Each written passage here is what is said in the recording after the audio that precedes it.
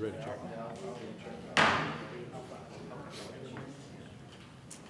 Good evening. The February 20th, 2018 meeting of the Douglas County Board of Commissioners will come to order, and we're pleased to have Russell Tassone tonight from our Code Enforcement Department here with us to lead us in our invocation. And after the invocation, please remain standing for our pledge to the flag.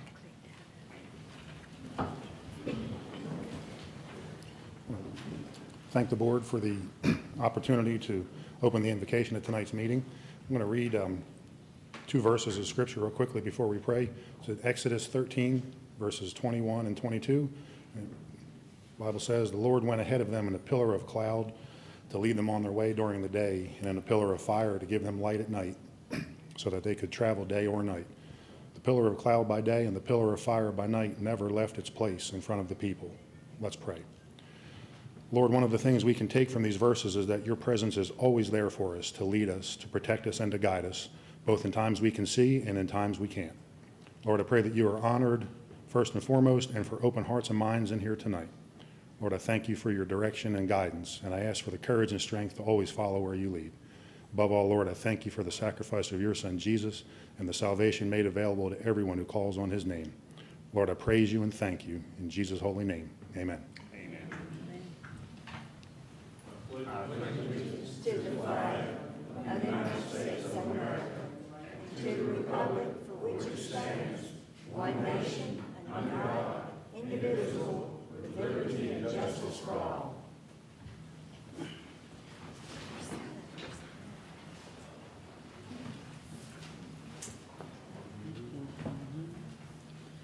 Thank you, Mr. Tassone, for being here leading us in our invocation. And again, good evening. And before we start our meeting tonight, just wanted to say that we are, the Board of Commissioners, are kicking off 2018 with using advanced technology. So tonight you'll witness our first opportunity with our new system. It's our new voting system.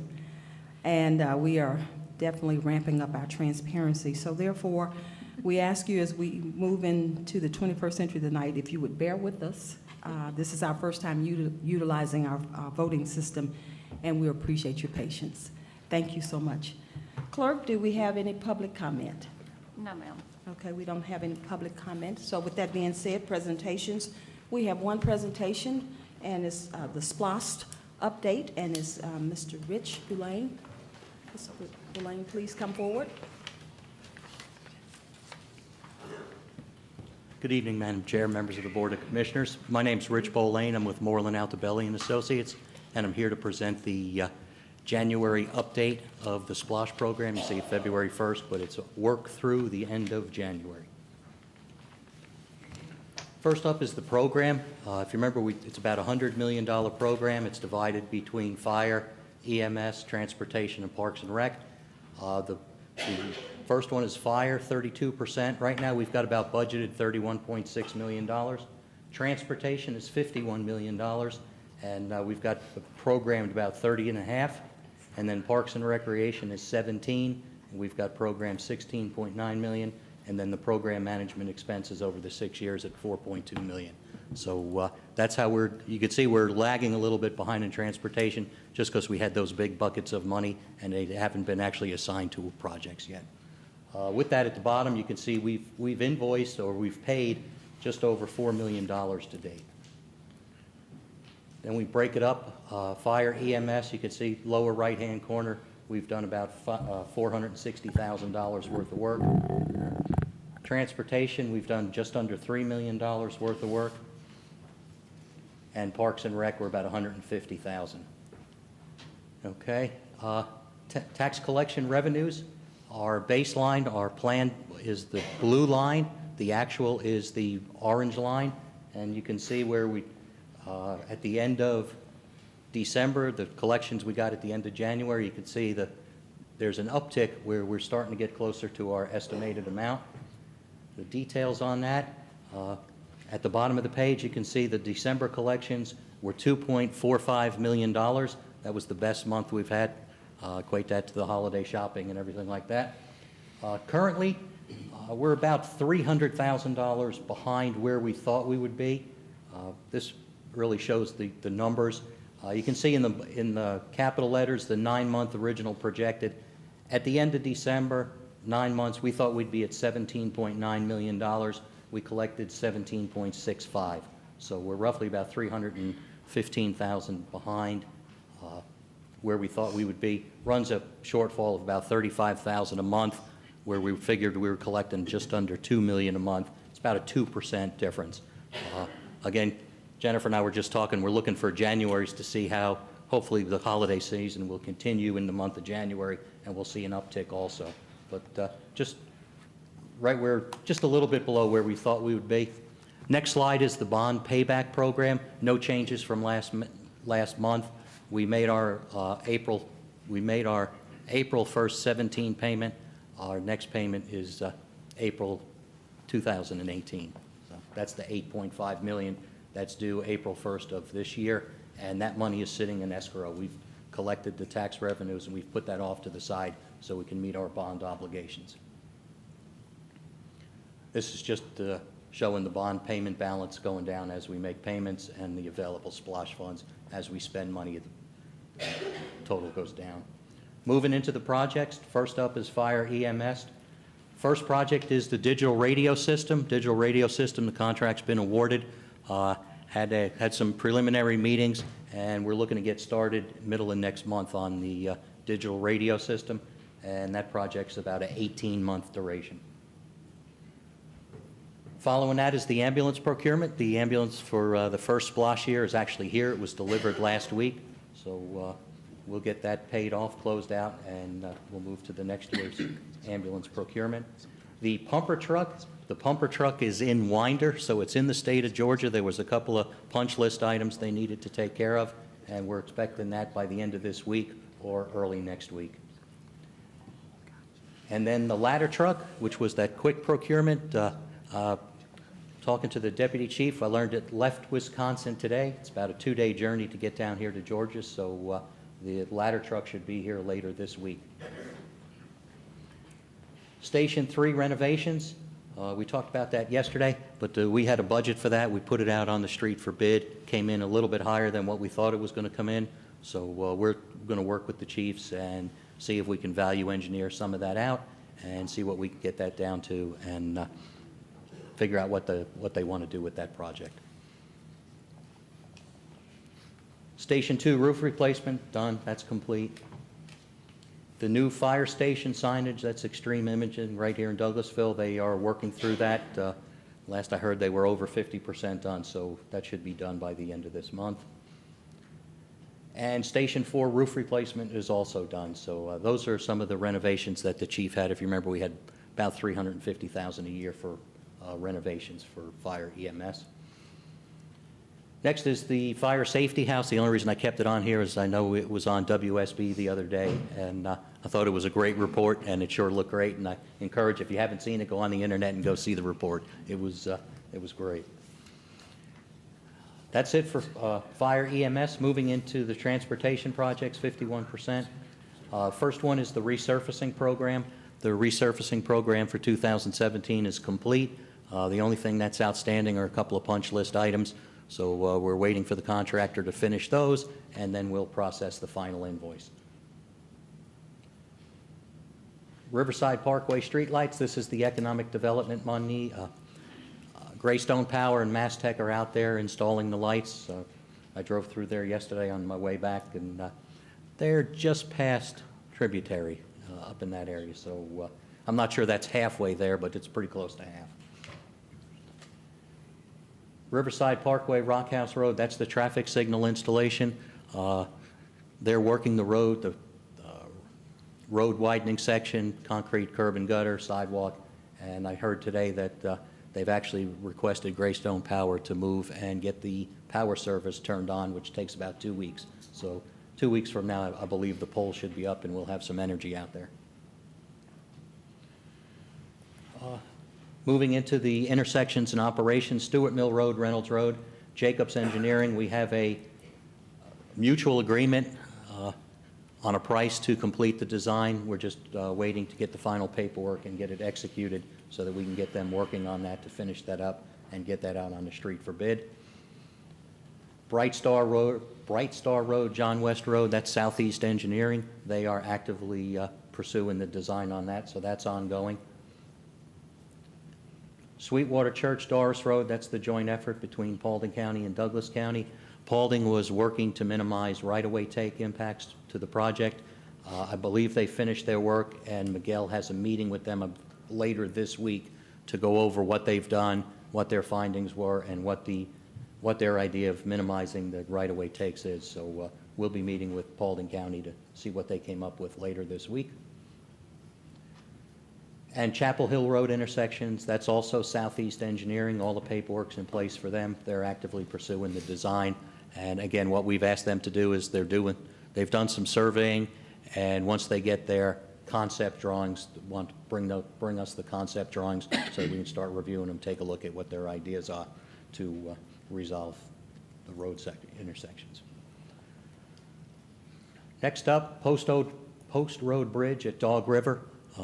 That's in the GDOT Bridge program. That'll be out this spring, and that'll be a design build. GDOT will take care of that project. From the same bucket of money are the 3 schools, Lithia Springs Elementary, Chestnut Log Middle, and New Manchester High School. That's sidewalks in and around those schools to fill in some of the gaps that the developers left out, and then some other areas out there. We originally put that out on the street for engineering service. Nobody proposed on it. We tried to do a plan B and minimize engineering and maybe just go right into construction. Every time we did that, we ran into a roadblock. So we've pursued some of the local engineering companies, and we've gained interest from about 4 folks who said, if you guys put that back out on the street, we'll pursue it. So we're moving to put that back out on the street for design services so that we can get the work designed and then move it to construction. Transportation equipment procurement, we've burned over 80% of the budget. I think there's 1 or 2 pickup trucks left that still need to be delivered, and that'll take care of the transportation procurement for the year. And that's it for transportation. Then we move into Parks and Rec, 17% of the program. First one is Boundary Waters Restrooms concession box and concession stand and press box, and we got that married up with the second job, which is the soccer field lighting. We're doing both projects with the combined budget. We are in the process of designing the concession stand. So we've got a concept drawing. We're looking at the concept drawing. We've actually asked them to value engineer it down a little bit. It matched too much of the budget. We said, you got to save us some money. So we're in the process of value engineering that down a little bit. Next is the Deer Lick Park tennis courts. That is going back out on the street for bid also. I think the bids are due March 16th.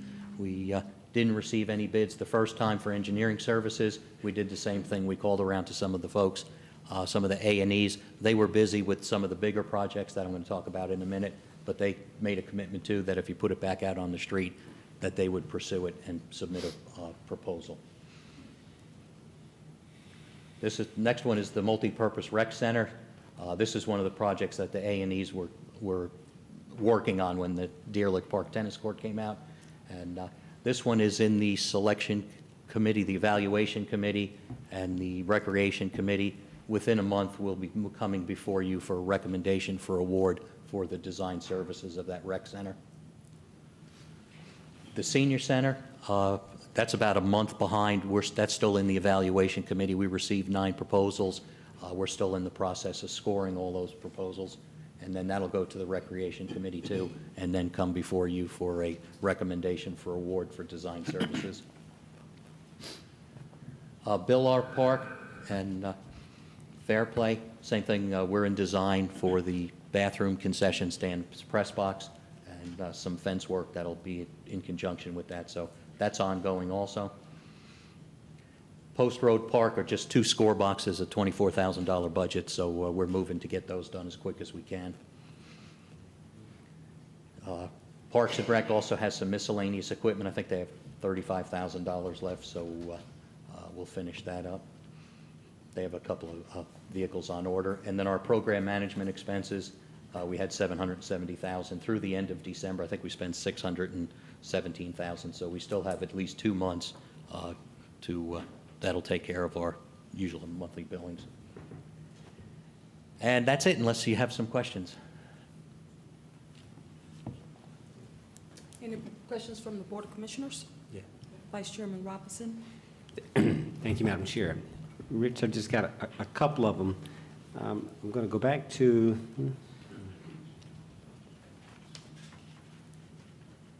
transportation, and specifically about our spend.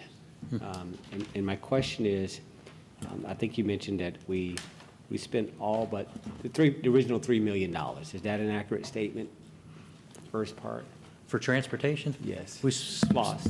Yeah, we've spent a little bit more, about $3 million for transportation so far. About $3 million for transportation. And I want to make sure I follow this. So we will budget another $3 million this year because it's basically $3 million. And I'm going to give context to the audience. It's my understanding, and I'll look for confirmation from staff, that it's $3 million per year for 6 years, which is an $18 million commitment to resurfacing for SPLOST alone. Is that accurate? Correct. Okay. So how are we, and so, all right, so we got that as context. How will we manage that going forward? Will we ramp up? Will we ramp down? Do we have a cap? What is your understanding? My budget for the resurfacing program is $18 million for the 6-year SPLOST program. What we did is we basically took the $18 million and divvied it up and put $3 million a year. Okay. If you remember in the spring, our first year paving program, we put it out for bid, it came in at like $4.2 million. Right. And then we started cherry picking roads out to get it down to the $3 million. And then some of the roads that were taken out, we put back in, and the original budget for this year was $3.675 million for resurfacing. Okay. Yes. And so so I'm going to come back to you walked right into where I was going, which is how do we budget above the $3 million per year? How do you go beyond that? Be thoughtful in how we respond. And it's more, we don't have to solve it now, but I want to highlight something, that if $3 million is per year, it's $3 million per year. Yep. We don't want to ever be in a place where, again, we're beyond, we're over budgeting what we got a cap. And we don't have to spend the money. All right, just stay with me. If we budget this out over time, and this is my last question, and I won't belabor this, but it's for my peers, because it's not to solve here. This is just an update meeting, not a policy moment. But if the budget is $3 million per year, again, we've all agreed as a collective body, then why are we budgeting beyond that? All right? And it's like, well, for 8 years, we didn't really do too much of anything. All right? Now we're doing $3 million a clip. We're going to get back on schedule. Plus, we have our normal operational budget for resurfacing. So I want us to think about, and Rich, this is not yours, but it's more of a, I want to put a pin in that and come back to that, the intention to ever go beyond what we budget. You're talking about deficit spending? Like, no, that's like deficit budgeting, like you're in the hole out the gate. Now, so I'm going to lead it to the next question. This is something to think about, which is, okay, leave it there, because what happens is that, are you assuming that we can move that as opposed to a straight line $3 million per year? Are you assuming that we can smooth it out, make it more curved, which is a different management approach? You don't have to solve it, because I know that's not what we're here. But if that's the intent, it has to be said. What I'm concerned about is the Board of Commissioners are, I mean, you have to listen, guys. Like, wait a minute, how do we go 3.6 million when he just said 3 million? And so it's little stuff like that that we got to be careful that it doesn't get away with us. And it's more for staff to be accountable, not you, Rich. Staff has to be careful how they present stuff to us so that we're not off guard. My next question, I'm going to move on, which is, that was a statement. The next question is that, okay, so we're moving along with the budget.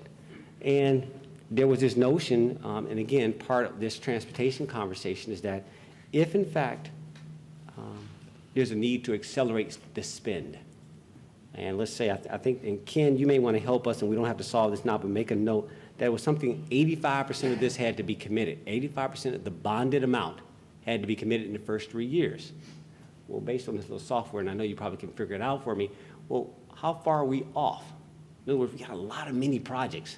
If they're not kicking in, we may not make that window, which means we may have to accelerate, but we have to accelerate differently. And so I need, we're sort of managing top level, but I need a deeper dive.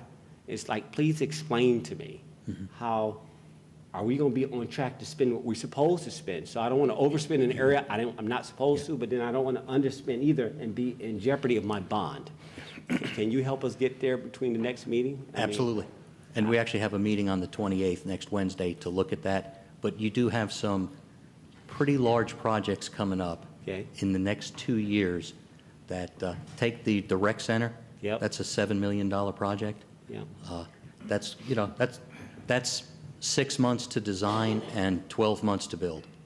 Okay. So there's $7 million. The digital radio system, another 18 months, that's $15 million. Okay. So add the senior center to that, add the $3 million a year for the paving plan. Yep. I have $45 million in bond money that I'm supposed to spend by the end of the first 3 years. Yes. It'll be close. It'll be close. Yep. All right, so that's Absolutely. just, we can take that offline, but I want to get deep, Absolutely. right? You know where I'm going with this, and that, we should be able to solve that quite well. Yep. That was all, Madam Chair. I'm going to Yep. yield to my peers. Madam. Commissioner Geiger? Yes, thank you, ma'am. Rich, yesterday you reported that the Bill Arp Fire Station, the bids came in way over. Yeah. It wasn't a little, it was almost double, right?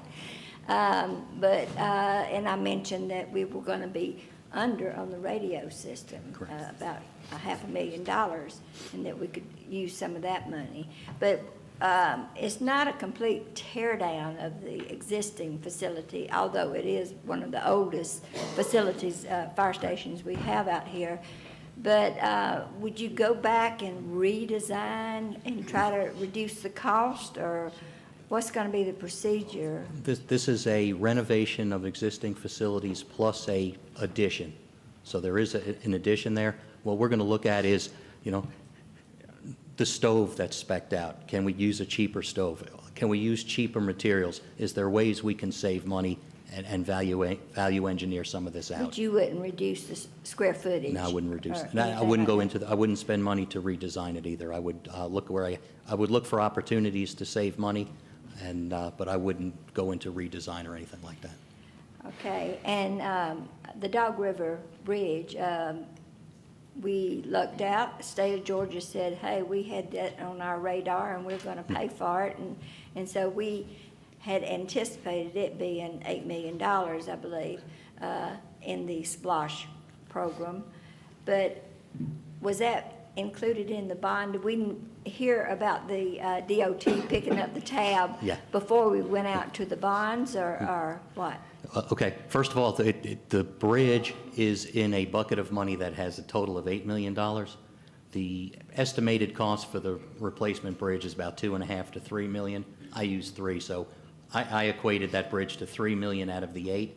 Yes, I was planning on using the bond money because that was the highest priority project in that category. I thought we were going to use that bond money for that bridge. Now that the state's going to build that bridge for us, yes, we're realizing We got $3 million $3 million. for something else. That's why we've expedited those sidewalk projects, because we're thinking if we save $3 million on the bridge, let's get those sidewalks, let's start working those sidewalks in and around the schools. Well, one of the things, and I don't believe you mentioned it tonight, but I hear from the constituents in my district, is Highway 5, the right turn lane going on to Douglas Boulevard. And I had thought, and I had talked with Senator Dugan about it, because they're revamping that whole shopping center right now, and I just don't want to miss the opportunity to buy that right away. Yep. Because that is so badly needed. Now, Senator Dugan thought maybe we could incorporate it into the other, the 2 lanes that's going to be traveling south on Highway 5 onto Douglas Boulevard. But Mark clarified that that would make us have to start all over with that if we put the right turn lane into the program. So, but what scares me about that intersection is it's in the city. So I don't want the county to think that the city's taking care of it, and the city thinking the county's taking care to purchase that right away. It's just if we miss this window of opportunity, you're going to have some very upset citizens in District 4, I guarantee you, because the traffic backs up a half a mile down the road, especially on Saturdays. Yep. But, so the bond, going back to the Dog River thing, it was in, the 3 million was included in the bonds. We planned on paying for that bridge with the bond proceeds that we received, yes. Okay, so we didn't know ahead of time that the state was going to do it. That's correct. But this summer, they should start the design. Yes, it'll be a design-build project that it's supposed to start hitting the street in May of this year. So give it a couple of months to be awarded. Hopefully this summer they should get designing it. Now, they won't have to close down Post Road, I hope, when they're doing it. I guess they put a temporary crossing or something. Not sure yet. I'm sure it'll detour it, though. Oh, okay. All right. Thank you. I yield back. Okay. Any other questions from the Board of Commissioners? Commissioner Mitchell? Thank you, Madam Chair. I was hoping that, I guess, our new system is not kind of kicked in. It did a show? Yeah. No, it It didn't. did. Okay, all right. All right, we'll work on that. Okay, so let's get to the questions. Let's talk again about the radio system, kind of where we are, kind of how we're moving, and the whole makeup of the radio system, which, first of all, let me also state, great job, well done, in moving us along in the SPLOST. So you guys and your team is doing an excellent job, so very much pleased. But let's speak on the radio system, and then we'll go to the next question. So just kind of update. I know you kind of gave us a quick little overview. Yes. I mean, about the savings, about where we are, and Sure. okay, We originally had a budget of $16.5 million for Correct. the new digital radio system. 250 of that went to TUSA, who is the county's consultant. They did the needs assessment, they prepared the RFP documents that went out on the street, and they will do the construction, engineering, and inspection Right. over those 18 months. So that's their $250,000. Then we had two proponents come in, said they wanted to do the radio system for us. We contracted with Motorola. They have a not-to-exceed $15.5 million contract. Correct. So there's $1 million out of the budget, so $250 for TUSA, and there's about $750,000 down to their number. So right now, Douglas County has, I call it a contingency of about $750,000 when we start this job. Now, they have a not-to-exceed 15.5 contract, but in all of the negotiations that we've had, we don't expect it, and the exact number is $14,968,170. So we expect them to be below $15 million. And then there's additional opportunities for savings by piggybacking on some of Cobb County's County's, equipment or the city of Douglasville's equipment. There's other opportunities to save money there, too. right, So, right. And I know that. I just want to make sure that we continue to state this so the general public will know kind of where we are and that this is the right direction and get us kind of in today's technology when it comes to the radio system. So Yeah. great job. Yeah. The other question, you spoke about the sidewalks, and we had this conversation earlier yesterday. Okay, so we're actually with the savings, the cost savings from other places that we may see will also get us now the P&E we need to kind of move those sidewalk projects. Correct. And we're not going to miss the boat of the local contractors and others to actually to apply, to hopefully take part in this whole makeup. But we came to the resolution that we needed that type of work done before moving on the sidewalk project. Yes. So please elaborate on that again, please. Originally, we went out on the street, we received no bidders. Then we went to a Plan B, trying to move right to construction. We brought in some local concrete contractors. If I just gave you a typical section, could you go build this Right. sidewalk? Every time we did that, we ran into roadblocks. So, and basically the roadblock was, you need a set of drawings, you need a you need the design.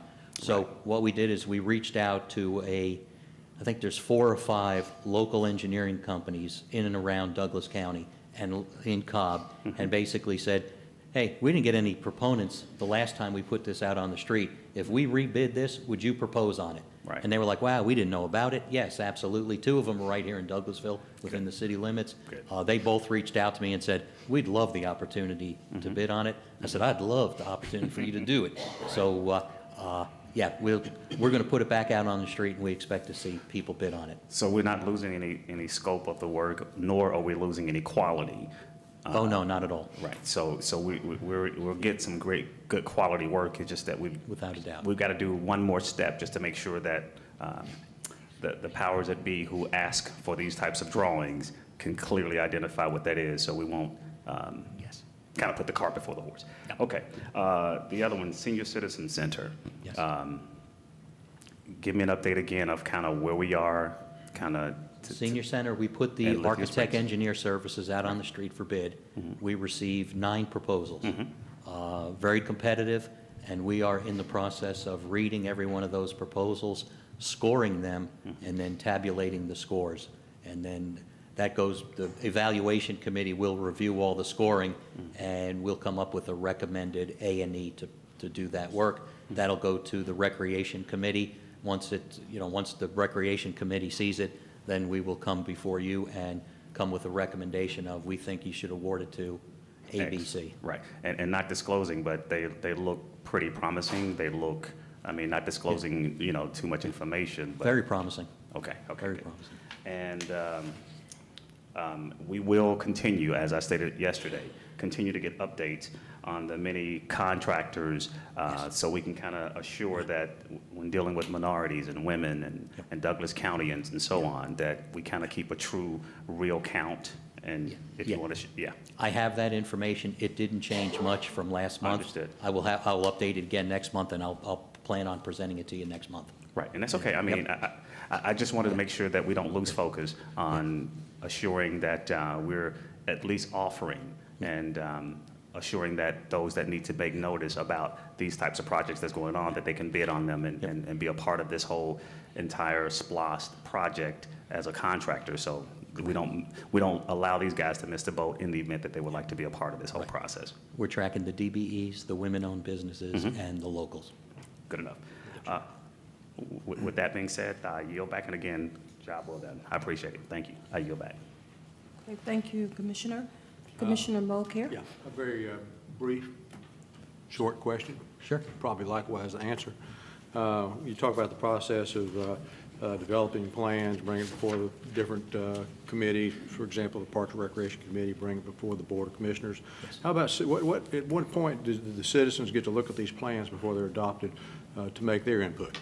After we award it and we go into the concept phase, which is a 10-15% design effort, we will have design charrettes with the general public. Very good. Thank you. I yield back. All right. Okay, thank you.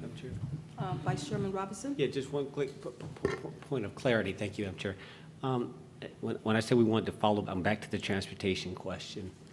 We had a transportation committee meeting today in which Commissioner Mulcair and I sit, and out of that will come a recommendation to the full Board of Commissioners for consideration.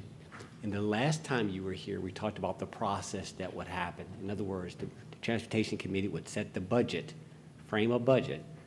You would then take that budget and go to the various district commissioners so they can weigh in on, okay, based on this amount of money, here's the amount of road miles, you call it. Your streets, your area, this procedural, not a problem. There was some conversation, dialogue about going above and beyond the 3.6 million, and I want to come back to that. And I want to make sure when we talk about the timing, not the next time you're here, by the time we meet again in 2 weeks, this will be on the Board of Commissioners' agenda to approve, to move forward. Can we make sure that we have that meeting prior to that? Can you get with our Director of Transportation to be clear? And again, for the Board of Commissioners, sometimes there's so many moving parts, so many funds, it's almost like a shell. You got to keep up with this. Our job is oversight. And again, when we hear things that are misaligned, it's like, well, that's really not what we intended over here in this meeting, in that room. And you got that meeting in that room. And sometimes I get the spirit sometimes when people are like, okay, now how did that happen? And so, where I can see, I try to vocalize and address it. But we just, again, one more time, can you keep us on track? Let's just stay in the spirit of what we agreed to, and if there's ever an amendment, we want to bring it back to the full Board of Commissioners. Commissioner Mulcair will confirm, we agreed to just keep it to the cap and bring it to the full Board of Commissioners, so this wasn't, it wasn't a movement out of transportation, but we look to you to help us facilitate that. Sure. Does that make sense? Yep, I'll We get don't with wanna Miguel right away. You got me? I yield. Thank you, sir. Thank you, Madam Chair. All right. Thank you so much, Mr. Boulain. you. Before I move forward, is our SPLOST Communications Director here? Mr. David Good, could you please just come forward while we're on the subject and just give us an update if you have any for us, please? Sure. Thank you very much. I believe around the beginning of this, I'm David Good, I'm SPLOST Communications Director. And I believe around the beginning of this year, you guys really were pushing in order to make sure we have local participation. And because of that, we really made a concerted effort. If you end up going to page 63 in your booklet, it shows the places I've been. And the one thing that we made sure that we did was actually talk to a lot of the local business owners about what's going on, about some of the projects that's going on. And some of them honestly said they had no idea that some of these projects came on. And I asked them, are you guys, with the county, with the city, whatever. And then some of them were saying that we are with the Chamber of Commerce. Some of them said they were with the city, but they didn't say they were with the county. So I just told them, I said, well, you can't find out about county projects unless, of course, you go in with the county and make sure you go to procurement. So some of those, especially some of those that could do design build, we talked to them now, they've reached out. So I believe that this next time that we come back to you guys, you'll see some more local participation. So that was really one of the big things, because we actually had a meeting here about doing business with the county, and a couple of those design engineering companies were here, and two of them said they had no idea about it, and those two are the ones that Rich was speaking about. So those are things that we're doing. And also, one of the big things we're doing is we've now compiled a list, since it's now getting close to the end of the first SPLOST year. And in that list, we're showing some of the completed projects. So therefore, when we go into the TV show that we're doing over there with Rick Martin, is that this is going to show some of the closed projects. And there's a couple I just want to mention now, is that we did one for the CCTV cameras, and one of the vendors is a local vendor. This is Consumer Security Services. So we're making sure that even on that list, we'll show that there are some local services that's on there. Same thing with Ben Hill Roofing. They're the ones that did the Fire Station number 2 roofing. So we're making sure that we listen to you guys, and that we end up bringing back, if you say you want to see more local participation, we're making sure that we're finding those guys. Okay. Any questions for Mr. Good? Or okay, thank you. All right, appreciate it. Next, we have the approval of the minutes. You have the minutes of the commission meeting, February 6, 2018, the work session, and the executive session minutes of February 5th, 2018. Are there any corrections, additions, or deletions that need to be made, Board? No matter. Okay, being none, the minutes stand approved as presented. Next, we have a public hearing, which is tab number 4. Public hearing for the purpose of considering amending Section 14-72C of the County Code of Ordinances relating to zones prohibiting trucks with more than 6 wheels to remove a road or roads from the list to establish a truck and passenger vehicle detour route due to the closure of the Mosley Street Railroad crossing. Director Valentine, excuse me, a little hoarse. Thank you, Madam Chair. Good evening, Commissioners. The public hearing is intended, particularly this evening, to deal with the detour route necessitated by the closure of the Mosley Street railroad crossing. There is a graphic up on the board. The preferred detour route involves North Burnt Hickory Road and Maroney Mill Road. Those are the only 2 routes that will be impacted, other than, of course, US 78 and Route 92, State Route 92, that are already part of the construction project and the detour.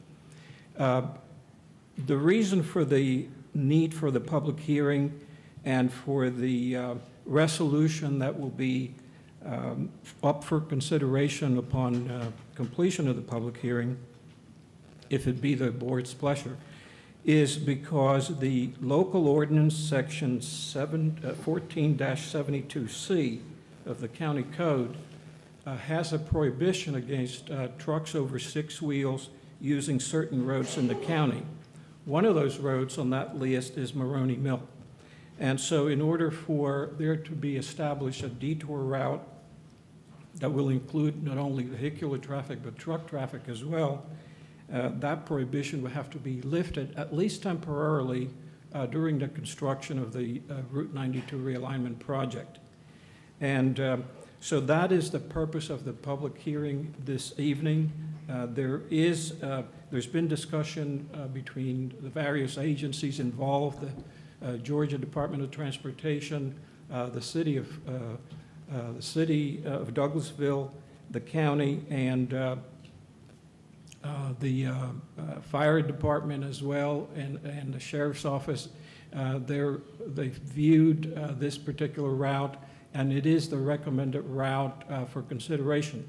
Now, because this particular route was not intended originally for truck traffic, and because the trucks could potentially cause damage to the road, in discussions with the Georgia Department of Transportation, they have agreed to remedy that by entering into an agreement with the county whereby they assure that any damage to the road will be repaired at their expense, and that the road, upon completion of the detour, completion of the new road and the detour being decommissioned, they will again, in conjunction with the county, inspect the road again, and whatever repairs are necessary, including a full overlay of the road, will be done at their expense.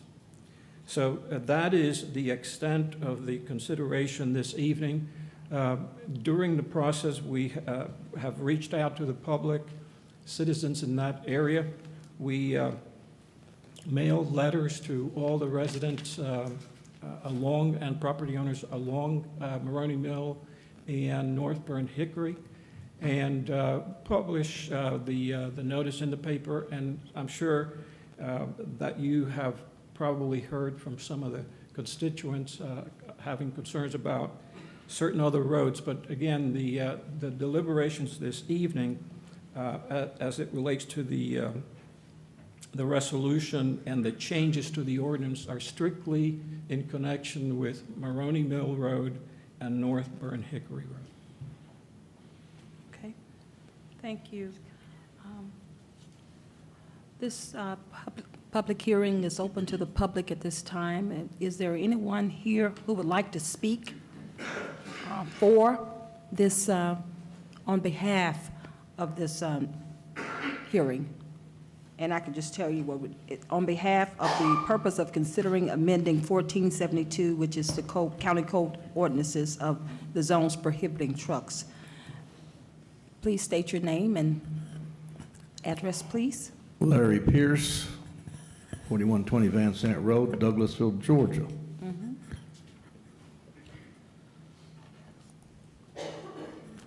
Meeting yesterday morning, I found it amusing that Mr. Kelly said he was walking along the road where he lives, and there was a truck coming and almost hit him. I had to clean my ears out. I wasn't sure if that's what you said, but that's what I thought I heard. Now, we all walk along the road every now and then, but not very often. Now, I'm here to kind of give some thought process to what you guys got to do. Rarely do any of us go beyond where we live, go to work, come back, go to the store.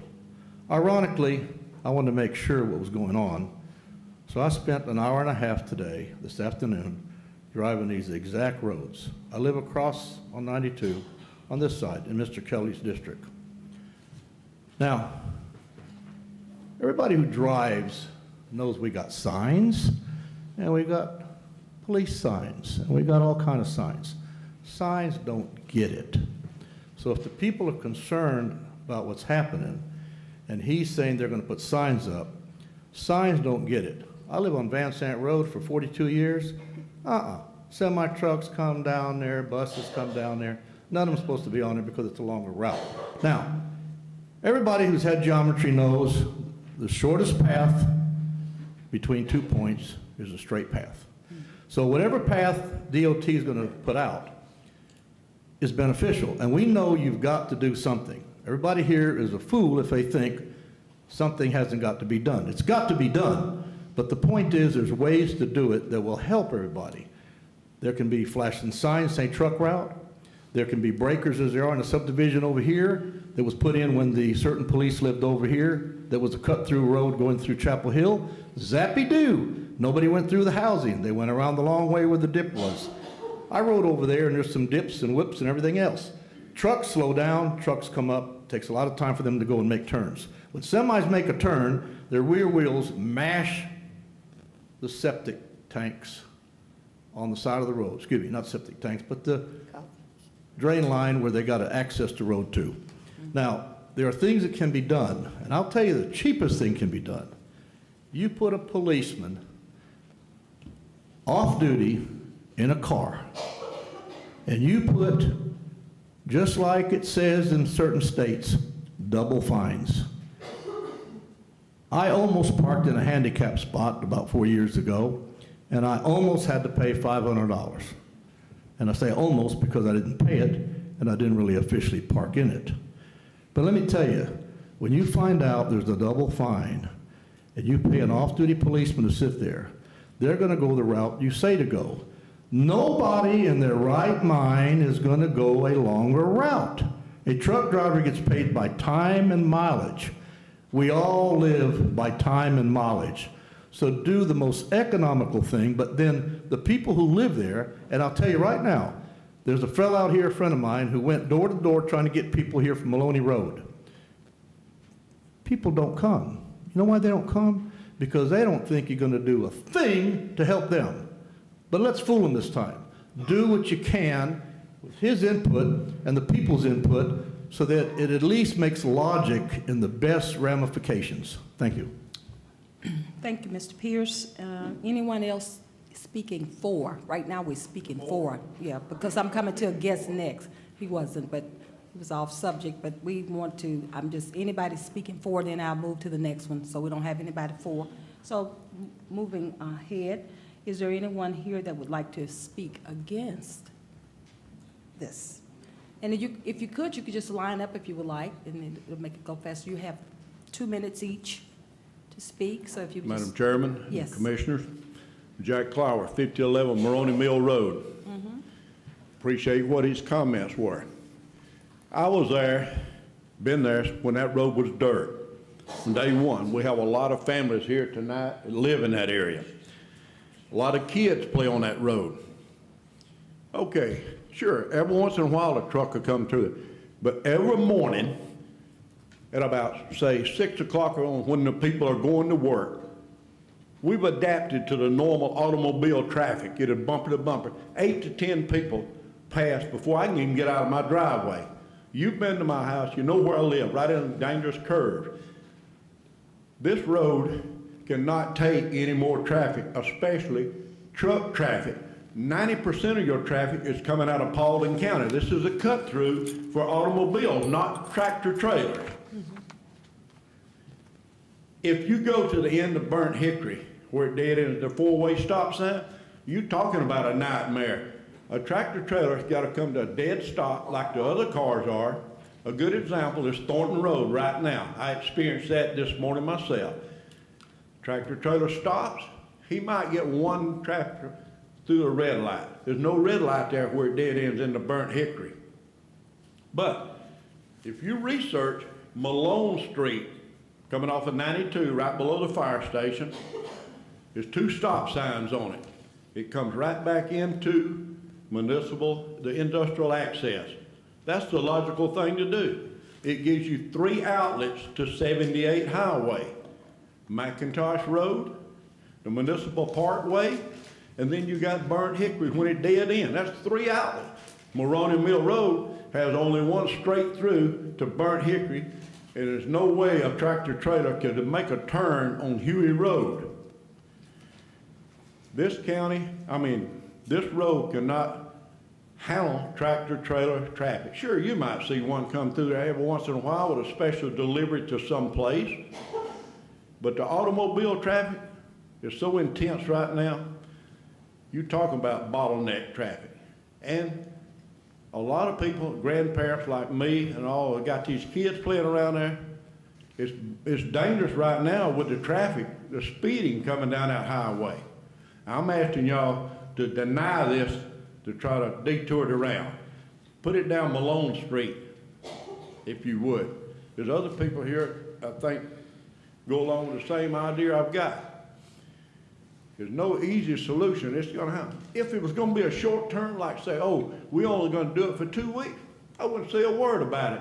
But we wouldn't, how long have we been working on this 92 project? 9 years? I hope I get to live to see it finished. And you do too. But this is ridiculous. We don't need that traffic on Maroney Mill Road, and I'm asking the commissioners and all, deny that. Put it through Malone Street up there. They got a fire station right by it, and they can shoot right through there. Thank you, ma'am. Okay, thank you so much. I'm going to ask everybody to keep their comments to 2 minutes, if you could. And please state your name and give me your address, please. My name is Margaret Sanford. I stay at 4364 Maroney Mill Road. And the traffic is bad right there, because I sit in my garage every day and I watch the traffic go up and down the road. They actually think it's I-20 right now. And school buses don't have a prayer. They speeds. I have to just actually, I have a dip right there at the road, and I have to realign my car every 3 months because it's actually a dip. And just imagine trying to get in your driveway when you got speeding traffic behind you. The miles per hour is 45 miles per hour on that road already. And I would ask you, please do not let anybody else come down that road. Thank you. Okay, thank you so much. My name is Cindy Pratt, and I've lived at 4685 Maroney Mill Road. I've lived there all my life. I'm concerned because on December 8th, when we had the snow, I just wish you'd have been on Maroney Mill Road.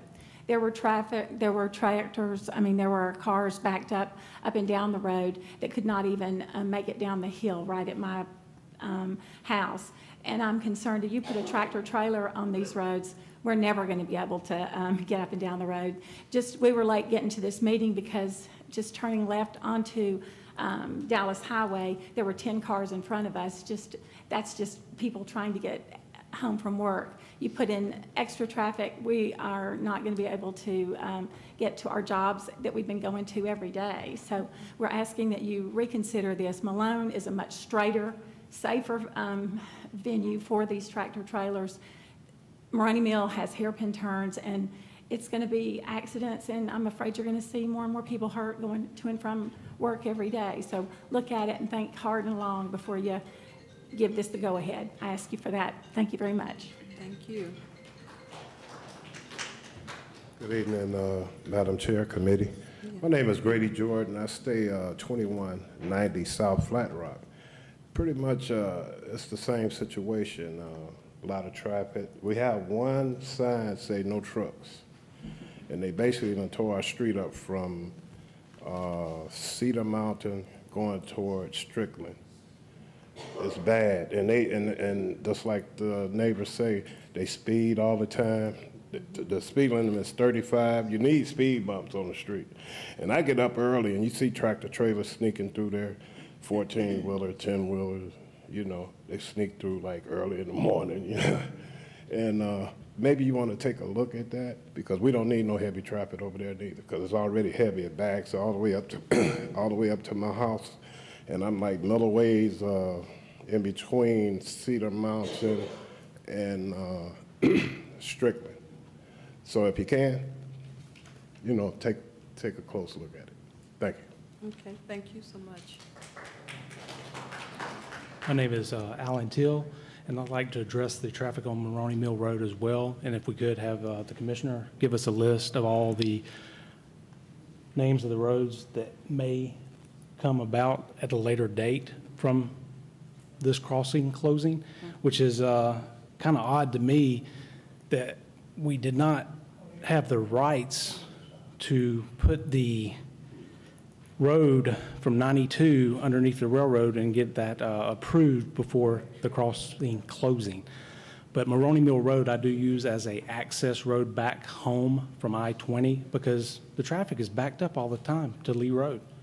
It doesn't matter if I get off at 4, 4:30, 4:45, 5 o'clock, 6 o'clock, 7 o'clock. Sometimes I'll work 12 to 14 hours a day. Maroney Mill Road has a 35-mile-an-hour curb, and I can't foresee a truck coming through there and hitting their J brake and not losing their load. If they have a fuel or gas truck or hazardous waste, what would that do to the residents in that environment? Thank you. Yes, thank you. My name is Vincent Zagorn. I'm at 4936 Maroney Mill Road. To me, the biggest issue is Burnt Hickory turning left on a Maroney Mill. If there's a school bus there or a car, that truck won't make that turn. Coming back the other way, Maroney Mill, turning right on a Burnt Hickory, there's not enough room there. They can actually go all the way down Burnt Hickory to Browns Mill and make a left there and get over to 92. But have a tractor trailer go to that stop and try and make a turn. I think that's where the issue will be. And there are school buses up and down that road twice a day. Thank you. Okay, thank you so much. My name is Charlotte Carnes. I'm 76 years old, and I have lived on Maroney Mill Road all of my life. I was born and raised on Maroney Mill Road. That road is very dangerous when you start thinking about a transfer truck, and I strongly urge you to please don't do this. My house sits right there where I can look to the left and I can look to the right. I'm just before Huey Road. If you came off 92 and started toward Burnt Hickory, the road comes in right above my house, and I have many, many times looked both ways, nothing coming, because I'm on an elevated place. I pull out into the road, and I always look in my rearview mirror, and so many times there's instantly a car right on my bumper. And cars, the traffic is tremendous. Greystone Power has a lot of employees, Paulding County. A lot of people from Paulding County use that as a cut through to get to I-20. It's obvious, we all know it. And at one point in time, the traffic got so bad and people were just flying down Maroney Mill Road. And where my house sits, my mother's house, she's deceased now and I rent the house, but there's my house and my mother's house. Well, the deputy sheriff came down there 2 or 3 different times. He sat between our houses, and he sat there, and if you come from 92 and approach right where my house is, because it's on a slight elevation, they would not see the deputy's car. So when they come flying through there, going to work and going to I-20, he would just stop one after the other as fast as he could. Turn that blue light on, follow them, give them a ticket. He'd come right back. I watched him, and he would do another one, and then another one, and then another one. And I tried to call recently up there to talk to somebody in the sheriff's department. I never could get a return call because I was going to complain because it's dangerous for me to get out to leave my house. And these cars just fly through there. And so definitely, no matter what you do, I beg you not to do this, but if you decide to do it, we've got to have some protection from law enforcement. We have to.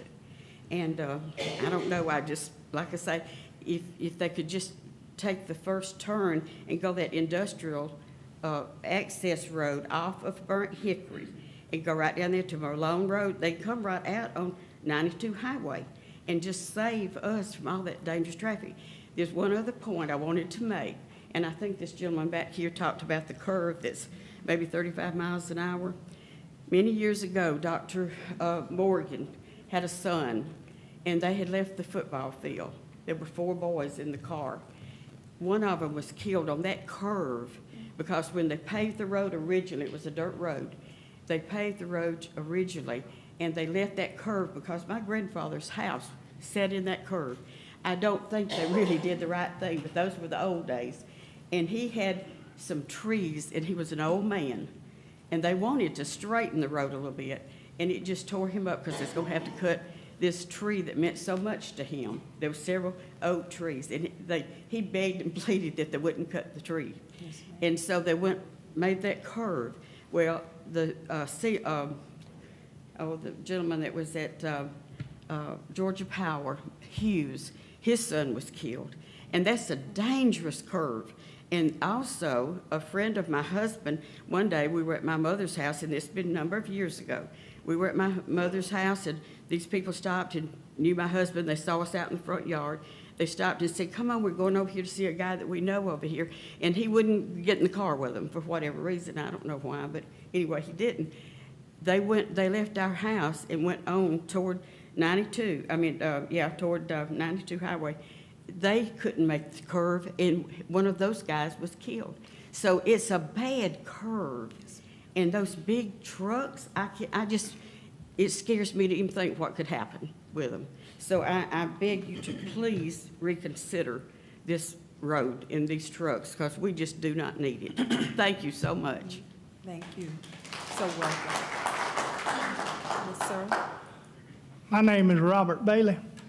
I live at 4226 Maroney Mill Road at the stop sign. I live on the corner, been there since 1993. There've been a lot of wrecks at that stop sign. No one has got killed, but there've been some serious injuries. And I'm like the gentleman back there, Malone Road, I go to church on Malone Road. Been going there since we built the church in 1986. Malone Road and industrial access would be a much better route for trucks. Because like I say, I've got 6 million miles of driving, 46 years running all over the United States. Not only that, it's the noise. Especially you be laying there in the bed, sleep at night, and one of them trucks comes through there with an engine brake on and let off the accelerator, it's going to sound like a machine gun going off. And not only that, the school buses. I sat out there yesterday afternoon at the four-way stop. I sat there on the rock for 15 minutes. I counted 60 automobiles went through that, and trucks went through that stop sign in a 15-minute period. It's that way every morning, like he said, from about 5 o'clock till about 9 o'clock. It's just constant traffic. In the afternoon, it's the same way, from 2:30 in the afternoon till 7 o'clock at night. It's just constant traffic in all directions, going up and down Maroney Mill, up and down Burnt Hickory. And that's about all I got to say. I think Malone Road and industrial access would be a much better route for trucks. Yes. Thank you. Thank you. My name is Norman Arnold. I live at 1892 South Flat Rock Road. Kind of want you to kind of look at something, if we could get you to look at it. Ever since the road construction has came through on 92, Strickland Street, you closed off the crossing, and they come now across Strickland Street to South Flat Rock Road, down South Flat Rock Road to Doris Road. We've already got traffic backed up in the mornings. I'm a night owl because I work at night, and I work during the day.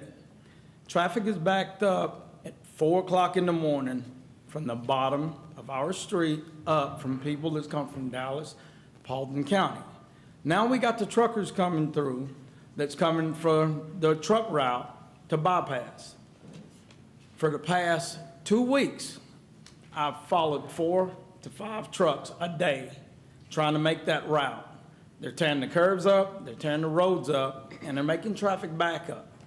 The Jake brakes, they scare the devil out of our kids.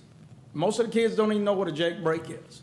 The noise for the older people, a lot of the people in my community, they're old. They don't deserve the noise, they don't deserve the traffic. I live right at the crest of where the new Dollar General is built. You come off the crest out of my driveway to come down to Dollar General. I've had 4 accidents of teenagers right there. in my yard. People don't slow up coming over the hill. Nobody pays attention. It's a racetrack. It's 35 miles an hour there. I've asked police officers after police officers to post up. I will give them a spot in my yard to post up. Nobody cares. Nobody pays attention to any of us on that street like we don't mean anything. But all we're asking is somebody, please look into it, because I have grandkids. A lot of my neighbors have grandkids. But most of my elders, they don't have anybody to watch after them. But we're asking y'all if you would consider and looking into the noise and the speed before somebody really gets hurt and really gets killed, if you would for me. Thank you. Okay, thank you.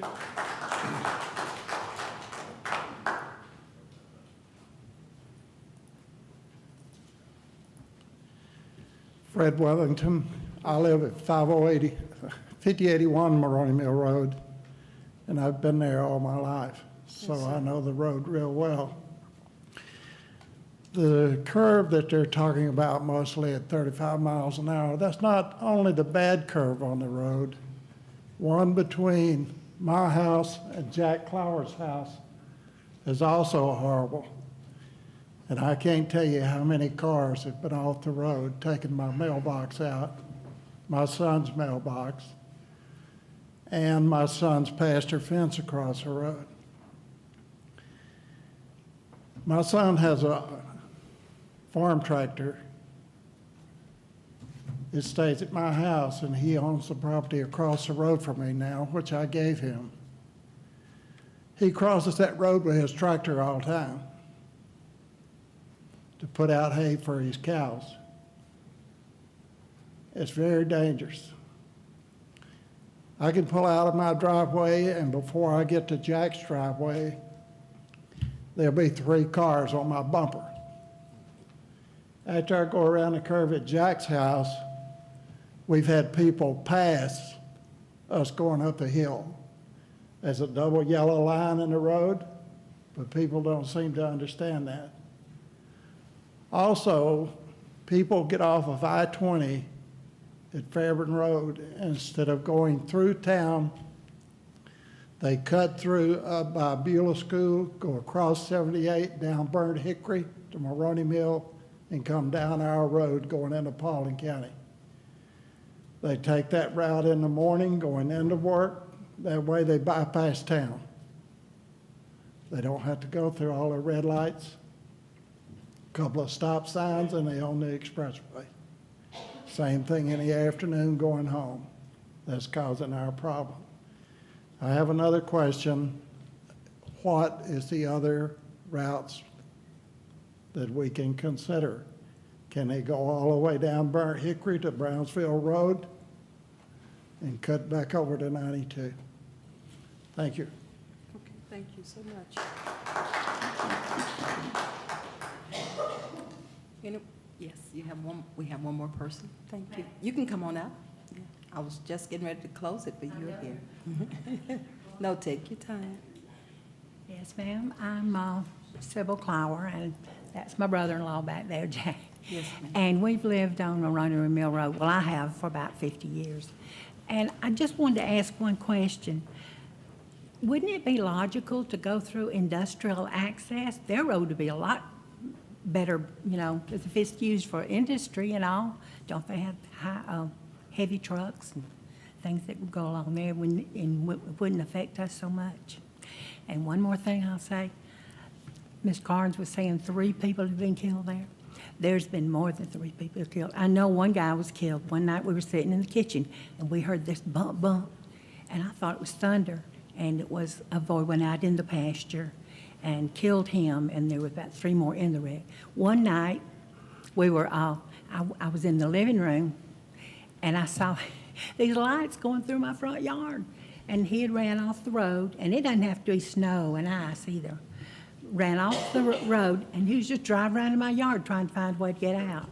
So that is a very dangerous road, and I do wish you would consider what all we've suggested and give us a break. Because they about 4 or 5 years, well, probably 10 now, they put the pumping station out there on us.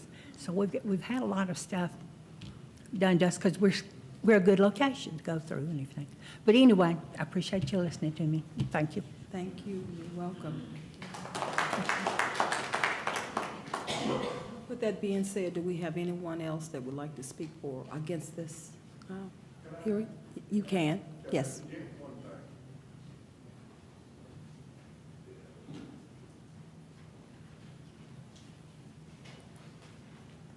Thank you for having me. Just a couple of more things I wanted to add. Like, my house is like a magnet. Like last month, I had an accident. The car almost come up in my yard.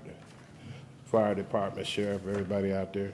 And then 4 months prior, I wake up and look out the window, a lady in front coming from the curb from Strickland, she got 2 flats and she's sitting up in my front yard because they go too fast. And if you put authority out there, we might can, you know, sometimes the sheriff will come and sit down middle ways of the block. And, but it need to be constantly, you know, you'll get your revenue. Oh yeah, thank you. Right. Thank you. One more comment. Yes, come on. I love it. This will say, today, Mr. Clower, could you give us your name again? Jack Clower, 5011 Moroni Mill Road. This Thank will you. save you money, my idea right now. You've already got your detour signs up from McIntosh Road right now. If you put one at the front of Malone over by the fire station off of 92, you good to go. It says truck route detour right now. I've checked it before I come up here. You've got McIntosh, then you got Municipal Parkway, then you got Burnt Hickory. 3 outlets to put you on 78 to cross the railroad tracks. Think about that. The signs are there. All you need is one more, and I'll take it home with me tonight and stick it up at Malone. Thank you, Mr. Clower. With that being said, there are no more comments. Nobody else is coming forward. At this time, the public hearing is closed, and would like Director Valentin to come back, please, and speak. And then the Board of Commissioners, I will allow you all to ask questions and discuss this matter. Thank you, Madam Chair. There initially was a route under consideration that involved Malone and Huey Road and industrial access. When we had a meeting with the city and the Georgia DOT, they took a semi and drove that route, and they drove also the Moroni Mill and a North Burnt Hickory route, and their preferred route was Moroni Mill, North Burnt Hickory. However, they also indicated that if that was not feasible, that they would consider the other route as well. Now, to that end, Madam Chair, in all fairness, although we advertised this public hearing duly according to the legal requirements, when we sent out the notices to the individual property owners, we did so only to those on Moroni Mill and North Burnt Hickory, being that that was the preferred route. We did not notice residents along the other road, Malone and Huey Road. If that were to become a viable alternative, if it be the board's pleasure, potentially there could be residents there that would have similar objections to the use of that route. But that said, if that were to be the preferred route or the selected route, the ordinance, or the resolution rather, would have to be amended to eliminate Huey Road from the list of restricted roads, because it is also restricted. So that would be the only other road that would need to be removed from the list if you were to choose the Malone and industrial access, and whether it be McIntosh or some other route accessing over to 92. So it would be industrial access, Malone, and Huey in the middle. And that was one of the reasons why the DOT was not particularly in favor of that, because there is an offset, there is a jog between industrial access and Malone on the other side. Actually, you have to go on Huey Street for a little section, Huey Road. And that road is restricted, truck restricted as well. So that would be your potential other alternative. Again, the Georgia DOT indicated if it had to be that route, they would live with that. The city would also have to concur with that route because it borders the city boundary, Madam Chair. Okay. Any questions for Director Valentin? No, you can't do it. No, sir. No. I know it's point of order, but you can't cross-examine. We're getting ready to allow the Board of Commissioners to ask questions, and then we'll go. So you cannot, at this point, Attorney, typically. An alternative, it seems like there could be an answer to that. Madam Chair, you've closed the public hearing. It's now time for you have the floor. And unless you yield it to somebody, they can't get up and ask questions at this time. So they can or cannot? Cannot. Okay, cannot. Okay. This is I've already closed the public hearing. Just not a question, ma'am. This is a general outburst. Okay. I see the trucks. I'd like to just find out how is Huey Road restricted when Young Refinery comes through there every day with a tanker truck. I saw it this morning. You know, so a point of information is what I'm requesting. Is Huey Road restricted to tanker trucks is what I'm asking. When I just passed one this morning. Madam Chair, you need to bring it to order. We're out of order. Nice. Let's bring it to order, you all. We got to finish. The public hearing is closed, and we don't want to be disrespectful to our director here. So if you could finish, Director Valentin, and then the Board of Commissioners will comment accordingly. Yes, Madam Chair. Again, we notified the residents along Maroney Mill. We did not notify individually the residents along Malone and Industrial Access. So that's just a point of information for your consideration. And if you decide this evening to move forward with the recommended route or any alternative route, then the resolution would have to be amended accordingly. Okay. Any questions from the Board of Commissioners? Commissioner Mulcair? Clarity on that particular point, though. You said the residents on Malone Road had not received like notification as the people did on Maroney. So I don't believe we could accept that as an alternative in a meeting without those people having been notified of a public meeting for them to come to have their say about using their road. Is that accurate? Commissioner Mulcair, based on what I understand, I'm not sure from a public hearing standpoint, but since we have given notice to the people affected by this route, it would be inappropriate not to give notice to the people that may be affected by a change or detour this route. If the commission desires to table this route, it could table it to a date certain without giving new notices to those affected on this route, and it could post for a new notice to those affected by the other route to consider both routes or multiple routes. I think the requirement for providing notice was requested by several commissioners, possibly, but also GDOT requested, if I'm not mistaken. Normally, on the ordinance of speed limit and traffic control devices, we don't always give notice to everybody affected, but we have in this case. It'd be appropriate to do it in that case. Okay. Okay. Did you yield? I yield, yes. Okay. Anyone else have a comment? Commissioner Guider? Okay. I have always thought that the shortest route would be the best route, but industrial access tells me it's used to trucks. But if going all the way down to Burnt Hickory Road with the school down there, Greystone and all that traffic, it just seems like it's going to bottleneck right there too, especially with the tractor trailers. But I would be in favor of tabling it and looking at it more closely, because I haven't gone out there and seen the routes and everything. But I would tend to be in favor of the shortest route, more direct route down in an industrial site. Seems to me like there's a lot of industrial warehouses and things like that there anyway. Of course, you get on further down, there's some subdivisions. So could you tell me, is Malone Street as wide as Maroney Mill?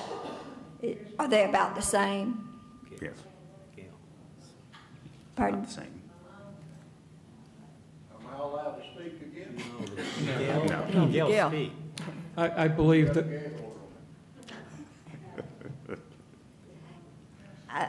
I'll yield the floor to him if he wants to answer the question, because if the director does not know, could, Madam Chair? is that not? No, the public hearing is Point of closed. information, The, Malone Street. Mr. Clower. Mr. Mr. Clower. Clower, please sit down. Chair has the floor. Chair has the floor. I'm in parliamentary procedure, I requested. Not a member of the but our- assembly, though. Yeah, this is for the Board of Commissioners at this point. She yielded her time to me. She asked, Point of information. I don't know that I have the right to do it. I was asking. You were speaking? Yes. You said, I yield, I accept it, I got a right to speak. Clarification. Point of order, but you're not a member of the assembly, all right? That she can't yield to somebody outside the assembly. There was a point of order in which you were allowed to, everybody was allowed to speak. Please, please. Guys, please, we hear you. Let us do our part now. But I would be in favor of tabling this at this point Yes. anyway, just to look at it more closely and to give notice to the other residents on the other road, just in case that's the route that's chosen. okay. Madam Chair, can I make this suggestion? Yes. If the board considers a table. Miguel, how long would it take y'all to Right. give notice to those affected by potential other routes? Right. How long do you need? well, we would be able to get the notices mailed out within a couple days by the end of this week. But then with delivery, probably a week and a half before they actually get the Right. notice. Right. So I would say, So if we were to table this agenda item, not for 2 weeks, do we need to table it for 2 meetings from now? Or, well, what I'm trying to get to is this. So we don't have to go through this notice for these people again who are entitled to be here if they're still on the table for an option to be heard. we should be Can able we to give them get, specific notice of when we can have a hearing on the entire matter so we can notify them by motion now? So the table would be a motion to table to a meeting certain in the future, so we don't have to give new notice on this route. and I think if no legal notice, additional legal notice is required, again, the legal notice was met for this hearing. We went above and beyond that to notify individual residents. What we're looking now is to expand a notification to other individual residents. So if that is a viable alternative, a viable route, certainly within 2 weeks, we should be able to have notified the residents on Malone of a hearing 2 weeks from now. I consider this an ordinance change which requires public notice of a public hearing. You've given additional notice. Is there anything in the code that you're changing other than the list of streets? No. You're just changing street. Madam Chair, I think the way to handle this, if the board desires to table this matter, to reconsider other routes and to advertise to other affected communities, would be to table it to a date certain, direct the transportation director to give notice to other people affected by alternative routes, and let's state in a public forum right now when that public meeting will be, so that these people have notice, everybody watching on TV has notice, and we don't have to send new notices out to people along this route that's being tabled. Yes. You have a question? Okay. You have a question? Yes. Commissioner Mitchell. Yes, and I agree, and Ken and I have been having conversations about this, and I agree, we need to kind of do at least take pump the brakes for a second. Let's look at the alternative route, and I was a little confused myself as to not just I thought it was both being considered versus the one, but I think the other guys need to be notified as well, and we're going to probably have the same kind of conversation again. But my other question to you, though, Miguel, is in the event that we delay this vote for an extended period of time, how much of a delay that would put on this notice, Ken, so stay with me, Ken. How long would this notice be in effect or out of effect based on the mere fact of us bringing in an additional possible route? That's my first question. Okay. If I understand your Getting the legal side of it, so. Well, if it's a legal side, Yeah, I'll defer to him. Yes, the legal side of it. With the delay, would that have any effect on this particular possible route that we're speaking of today? With respect to this route. Right. If you tabled it, Right. it could be untabled at any time in the future Gotcha. without additional notice.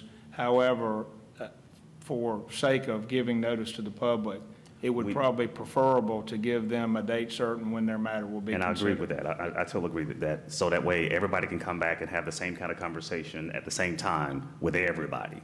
So we can kind of have this same conversation again and decide on which it's not the best route, but there will be a route, period. And now you was going to add just not from the legal perspective, though. Well, what happened, what typically happens in these situations is, if it's a Georgia DOT project, they, absent a local agency, city, county, agreeing to another route, they have to establish a detour route along state routes, which is what they've done. What happens is, theoretically, a truck would have to go all the way down to Thornton Road and go north and come back around, unless there is a local route established between 92 and Thornton Road. Understood. So what happens is, while that process is taking however long it takes, truckers are not always going to go to Thornton Road. They're going to take a turn where they're not supposed to. So until there is an established route for them to take, then it becomes an enforcement issue as to where they go. I agree. To keep them where they would have to go, which would be a state route. Because I can speak for probably some now. They're already taken this possible detour already. So, I mean, no point intended. So with that, I would highly recommend that we at least look at the other route, because the industrial side of it does make sense. But I know that little short span of Huey, it's a little tricky type of a move. I'm just going to be honest with you. So I'm not saying that's not the best route, but that little span on Huey could be interesting. And yes, I agree. Right now, I can't think of the businesses, but right down that truck route, those truckers kind of come that way on Huey to get to that transfer station down already. Not to say that that's the best route, but I know that little turn right there at Huey and Industrial and Malone is a little bit of a tricky, slippery slope that we may encounter. But let's take, to me, pump the brakes and at least take another look at the other viable option, notify the general public as to what that is. And yes, I was the one saying, let's make sure that those that will be affected by this be notified, to include GDOT, and take a different look and take in consideration of some of those that have spoken about why and why not, so, and then come back with a resolve at the next meeting as to which one with these two options that we're speaking of. So Can I ask one question, McGill? Go right ahead. I got the floor. Go ahead. McGill, did you run any ads in the paper related to this particular public notice? We did. Yes. We did. Did it actually show the routes, or did it just say? It did not. It generally addressed the change in the ordinance itself. Okay. It was not route specific because, again, although we had a recommended route, there were others that could be considered. Right. I think it's fine to proceed if y'all want to table to a meeting certain. Yes. And just remind the public that it would be the voting meeting, not the work session meeting where it'd be discussed, because you won't take a public hearing up in a work session, you'll take it up in a voting meeting. Yes. And I would definitely recommend that, but I would first, let's make sure with those that need to be notified, and those that will be affected needs to be notified, so we all be on the same page. But I must say to the general public, there will be a route that has to be taken. The question is where and how and who will make this 2-year adjustment. It's gonna come. Just being real with that. However, let's let's look at the other viable option, because either street narrow with this type of truck trafficking is going to be pretty darn interesting, you know. And again, whether they pumping brakes or not, it's still going to be an interesting turn, even trying to get to the industrial side of the park. That's going to be still an interesting, you know, pass through.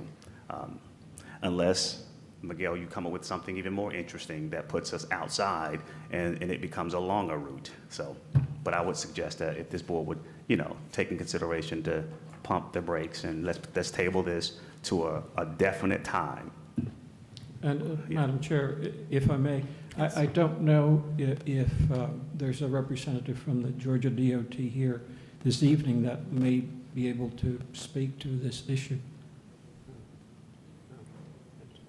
Yeah. Okay, if you would. We have there is. Well, I'll yield first and then yield back the floor so that you can kind of take the floor, Madam Chair, and then I guess you can kind of do that. Okay, and Vice Chairman had some comment first, so question, Vice Chairman Robinson, thank you for yielding back. Thank you, Madam Chair. We'll just tee this up, and I'll be succinct. Typically here in these type of settings, it's important to both listen to citizens, but also to allow the debate with the fellow commissioners. It's important for me to, District 1 Commissioner, his opinion is most important because, again, we believe in home rule. And I want to yield and hear what he had to say in light of his relationship to his constituents. That was important, right? Trying to manage the process of Robert's Rules of Order, it is key. But one of the things, and I'm sure I'm going to address this to this gentleman here that's representing the state, is that typically there is a step before you get to a public hearing, which is public input. All right, you did it on Thornton Road, you did it at Maxim Road. That was literally done where we brought people in, and the comments and the intent and the spirit of the citizens got to be weighed in. You formally recorded it. You took their solutions, you took your, before you get here. When you get here at this meeting, it's vote time, right? So you lose that window. Yes, I get the legal notices, I get all of that, but we've got one of the most active citizenry in the state. I mean, top 5 in elections, every presidential cycle for the past 3 years. You guys are active. You're concerned, you're connected, but our process, again, the letter of the law of just sending out notices is really, it doesn't meet the spirit of what I hear. You guys want to be involved. You don't want to just throw up something and sit back and let us okay, we can get involved in that. So I hear it, but there has to be order. So perhaps when you step away from this meeting, perhaps part of the process before you come back to another public hearing for us to vote again is to get a citizen, those who actually want to do this, to have a public input meeting. Let them look at the railroad track. Let them look at the different citizens come together and see and come up with a solution so that they're mutually, there's a public engagement. And that was my only point, was that, well, okay, we're about to make a decision. I agree with what my peers are saying to perhaps pause, but there was a better way. And I feel the spirit of maybe the frustration because you want a solution. I agree with Commissioner Mitchell that there's going to be a solution. There's not going to be too much we can get around it, again, unless there comes up with something that I think we can all agree with.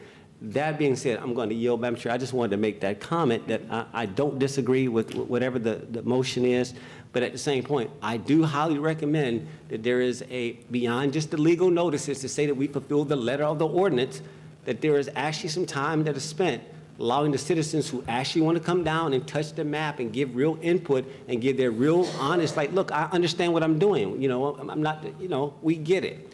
I just recommend that. I yield, Madam Chair. Okay, thank you so much. And I believe we have someone here from DOT. I saw someone come up. If you could, Department of Transportation is here. If you could just please shed some light on this subject for us. Good evening, everyone. My name is Sean Pringle with Georgia Department of Transportation. I'm the District Construction Manager for the Metro Atlanta area.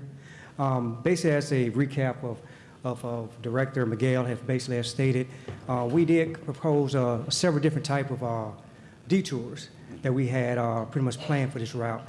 And I think some of the challenges that we had was really with dealing with foster utilities that we had on the project that kind of created us to kind of extend the detour that we had in the plans. Basically, what some of the gentlemen, some of the citizens have pretty much has shared was that we were using Malone Street as one of the detours, a temporary route, basically for 2 weeks, whatnot. Well, that was part of the original plan. We had a detour in the original plans for only 2 weeks, but then we ran into some challenges with the railroad, as far as when the tracks got a little bit closer to the road, and we had a grade change. And because of that grade change, if we would have made some modification, it was going to take us, extend the project out maybe anywhere from 6 months to a year for redesign. So this is one alternative for us, and we were already, and I think I'm quite sure, I think a lot of the citizens are probably pretty much aware now that we already have extended the project beyond what we wanted to already. And we're trying to work within the windows of the railroad to pretty much try to get this work done as soon as we can within their time restraints too as well. We do have a detour in place, based on what Director Miguel stated, which is strictly on state route systems. But I think just basically what we're trying to do is work with the local municipalities, at the same time work with our citizens that's here in the county as well as in the city to kind of make it known to them too as well. And I think that's what we're trying to do too right now, is that we know that the truckers pretty much will find an easier route. Yes. And what we're trying to do is trying to establish that route for them before they do it themselves, if all possible. Our route, the route that we have pretty much proposed right now, extends anywhere from about 10 miles outside of anything outside north of the Moses Street and as well as south of Moses Street on both sides and whatnot. So if we could find a way, and I pretty much agree with what you all are saying, is provide that information out that everyone can see the detours that we have in place, to get them the opportunity to kind of look at it, to see what the impact is, the way we have right now as far as the current detour we have that's extending out roughly about anywhere from 6 miles to 10 miles in either direction, or bringing it in a little bit more where if truckers do get beyond the area that we have for detour, that they're taking the detour that we have pretty much agreed upon, the shortest route. Basically what she said too as well, that they're not venturing out creating their own detours if all possible. But that's what we're basically here too as well. We want to hear from you all basically, and we want to basically try to find the easiest route, but at the same time, we know it's going to be some heartaches probably for the 2 years, for whatnot. But believe it or not, this project will make a big difference for you all, and it's been long overdue for quite some time. And we're trying our best to get this thing back on track and try to give you all a product that you all definitely readily deserve in this area. Thank you so much. Any questions from the Board of Commissioners? No, well stated. Well stated. All right. Thank you so much. Any other comments? Okay. Thank you so much, Board of Commissioners. Do we have a motion to table this public hearing to allow establishment of a future date and time for another public hearing to discuss another viable option? So moved. Yeah. No, I'd like to make a motion that we table this item to a future date. And Lisa, correct me if these dates are correct. March 5th and 6th. That we, and I guess yes. While making this motion, Miguel, is that enough time for you to do the legal? Or do we need an additional 2 weeks with, so? Yes, Commissioner, if we are going to afford an opportunity for the public to have a look at the alternative routes, we're going to need more time than the next 2 weeks. So I rescind my motion, and that date would be, it's not both dates, it would only be on the voting meeting. That would be, understood, yeah. That would be, according to my calendar, March 20th at 6 p.m. if we extend it 2 meetings from now. Right. Right, that gives you almost 30 days. Does that give you the time? Yes. Okay, so I rescind my earlier motion and make a motion that we table this item for the meeting scheduled for March 20th. And that way we'll have both agenda items of the alternative to include this particular route as well as part of a possible resolution or resolve, so we can kind of get this project moving. So that'll be my motion. Second. We have a motion and a second. Any discussion? We have a motion and a second. All in favor of tabling this item, say aye. Aye. Aye. Aye. Okay, all opposed the same, and the motion carries. This item is tabled to March 20th. Thank you so much. Next, we have on the list a business item, and it's tab number 6. It is appointment of Dr. Bill Willis to the Douglas County Water and Sewer Authority to fill an unexpired term effectively immediately. She did it wrong. Board of Commissioners, do we have a motion? Hold on. Okay. Point of order. Let me just Madam wait Chair. until everybody step Yes, out. yes. Yeah, you're fine. Okay. And Madam Chair, we should have went online and did that. So, I thought we were going to do both. Yeah. What do I do?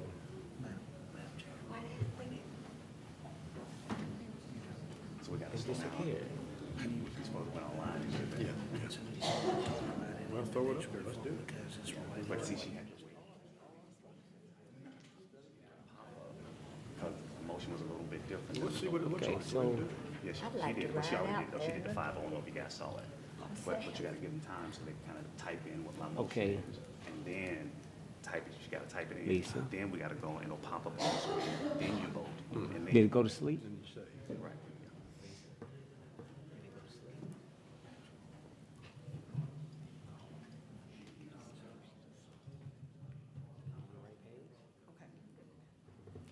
This is going to be just an appointment.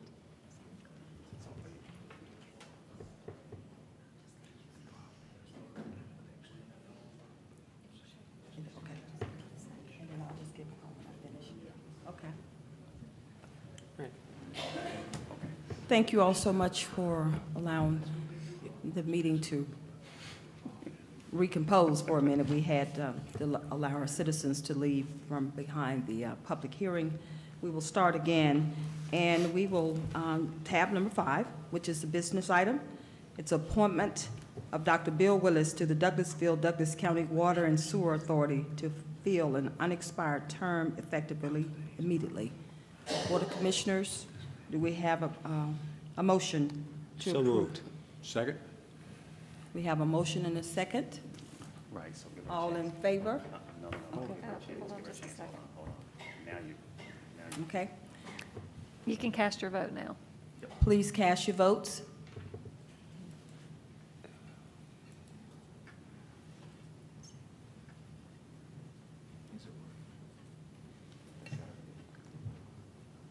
Commissioner Robinson.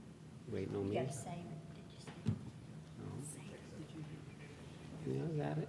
Commissioner Marquez. I did. Yeah. I wanted to think about it. I wanted to make sure it worked. We're checking out our new system, everyone. Wait on the names. Yes, we're definitive on our vote. All right. Did you get it? Yeah.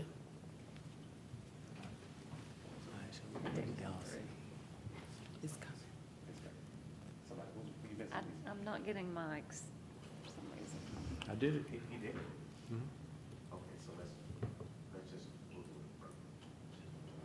because Michael's is not catching up with Mike. It's not catching up with Mike. Okay. Well, All those in We have a motion. and a we have a second. motion and a second. All in favor of the motion, say aye. Aye.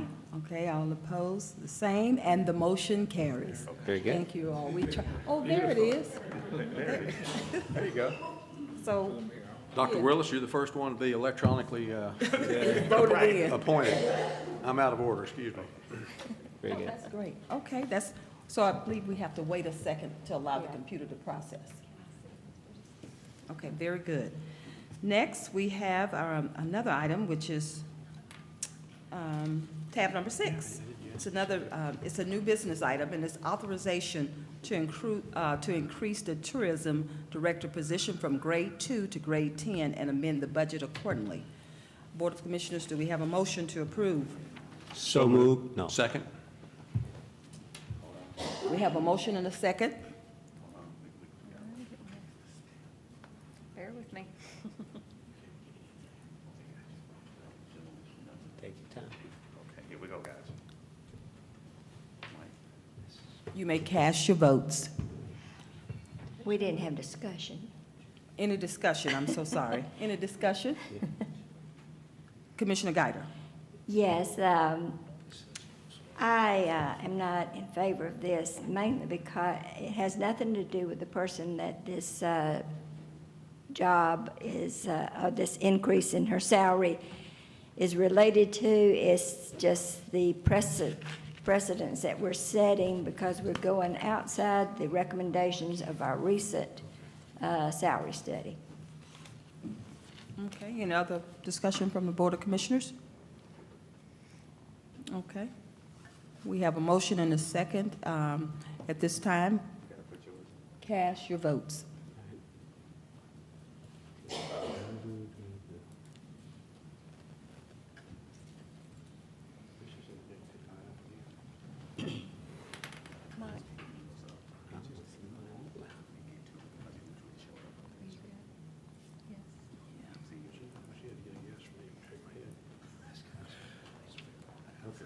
Okay, we have it.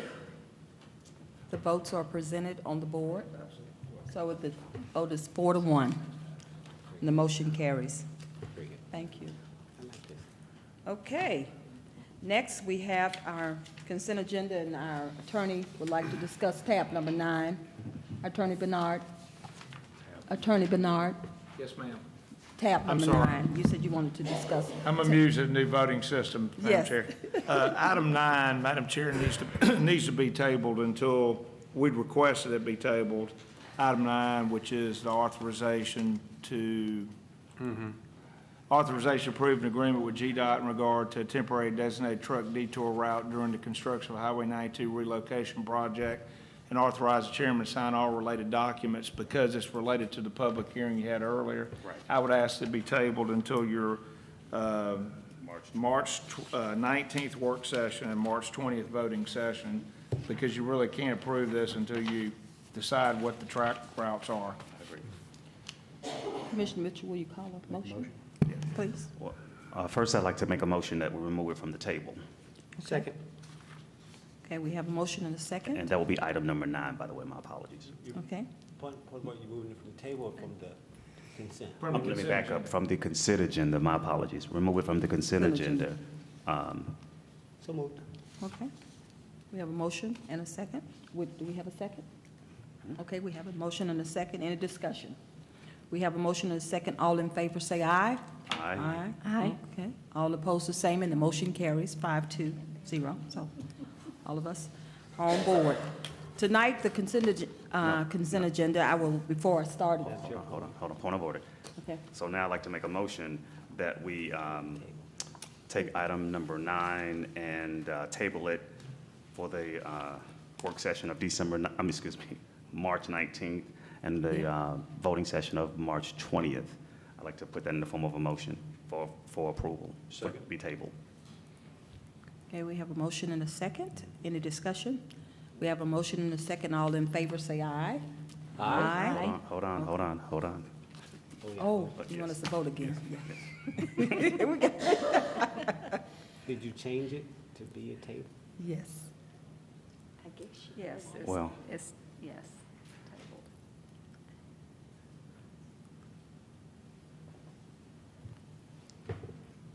This is This is not just not the correct. This, Lisa, it will have to be in the form of a table. We tabling it. So you have to retype a new one. Yeah, you can't vote electronically on the question that's before you, because that's approval of the question. This was a separate motion to table to a date certain, so you'd have to vote for it orally unless there's a way to type the question for a So, new yeah, Lisa, answer. you'll have to type that in to kind of do that outside of, we'll have to do it verbally versus Okay. via the electronic. Okay.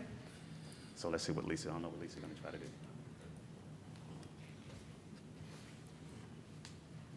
We're going to do it verbally. Yeah. You want me to Think redo this we already statement? do it verbally? Verbally, okay. Okay. So it's already done verbally. Okay, we have a motion and a second. Any discussion? We have a motion and a second. All in favor, say aye. Aye. All opposed, the same, and the motion carries. Thank you all for bearing with us tonight with our new system. Okay, on that, we have the consent agenda next. And so you know, all the items are subject to final legal review on this consent agenda. Tab number 7 is an authorization to sign a memorandum of understanding with the City of Austell, City of Douglasville, and the City of Villa Rica for the renumbering of street addresses for parcels along Veterans Memorial Highway. Tab number 8, authorization to amend the contract with Carolyn Altman as Child Welfare Specialist and authorize the chairman to sign all related documents. Tab number 10, authorization to accept a grant from the ACCG Civic Affairs Foundation in the amount of $2,500 for a Youth Citizens Academy and amend external affairs budget to cover the related expenditures. Tab number 11, authorization to accept a Georgia Emergency Management Agency, which is GEMA, Homeland Security grant in the amount of $65,000 for CERT team equipment and amend the budget. No matching funds are required. Tab number 12, authorization to amend Animal Control Services budget for donations received in 2017 in the amount of $50,125. Tab number 13, authorization to allow the Metro Atlanta Firefighters Conference to utilize the Douglas County Fire and EMS Training Complex for its annual conference schedule for May 23rd through 26, 2018, and authorize the chairman to sign all or any related documents. And tab number 14, authorization for the chairman to sign documents for Douglas County EMS to be a U.S.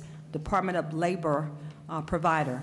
And finally, tab number 15, authorization to renew an agreement with Republic Services to provide transportation and disposal services for municipal solid waste for 1 year at $27.49 per ton, and authorize the chairman to sign all related documents. That concludes our consent agenda. And do we have a motion to approve the consent agenda? So moved. Second. Any discussion on any of the items on the consent agenda at this time? Yes, ma'am. Okay. Commissioner Mulcair? Brief remarks on item 7, having to do with renumbering of street addresses and parcels along Veterans Memorial Highway. I caution people not to get all wound up that they're going to have to buy business cards and throw out all their stationery right away. This will be a protracted experience, time frame, anywhere from 6 months to a year. We were informed, but it is so important that our emergency services be able to arrive at the right address for any emergency that might occur, and this will facilitate that. We do have some numbering issues. Item 10, the Board of Commissioners, starting in 2015, supported the Douglas County's Government Academy, and this is an extension of expanding knowledge to our younger people. I think it's a great opportunity as we go into our schools and help our sophomores and juniors learn about county government. And I'm so pleased that Ms. Stewart Stanley will be kind of managing that project.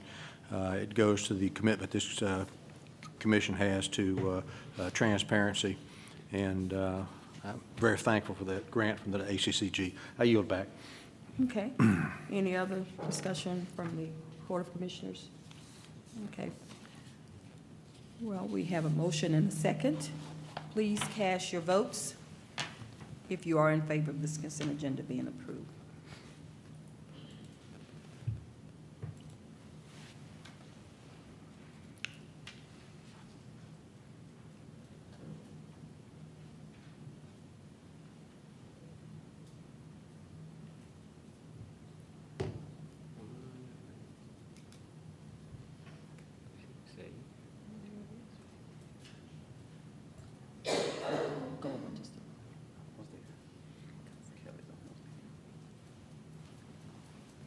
There you go. All votes have been cast. And the results should appear. Okay. We have 5-0. It's a unanimous vote for the consent agenda.